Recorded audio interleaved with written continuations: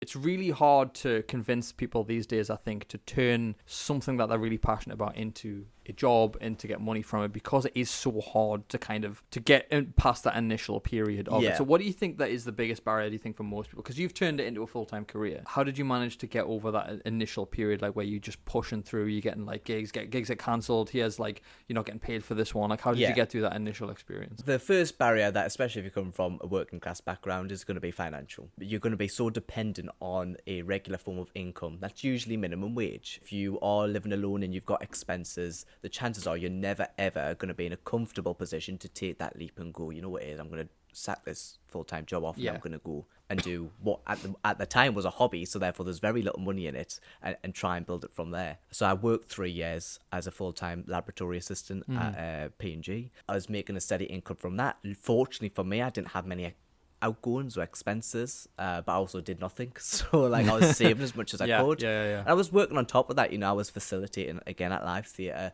with the youth theatre groups. I was doing little bits of stand-up locally paid work, which again was money in the kitty. And eventually after the 3 years, I just built up enough cash to go, okay, this will sustain me for at least a year. And people were looking at me as if I was mad. They were looking at the money I had and went, that'll not last a year. But I'm good with money. So I managed to make it last 2 years. But that's going to be your initial barrier, is the financial side and making that leap. In order to progress from making it a hobby to paid work, you've just got to do what the pros tell you to do, which is you're going to start at 5, you're not going to get paid. You're going to progress to a 10, you're not going to get paid.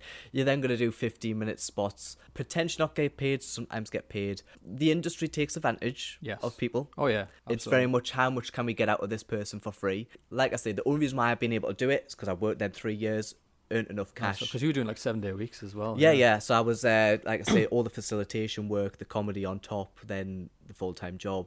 It was just continuous.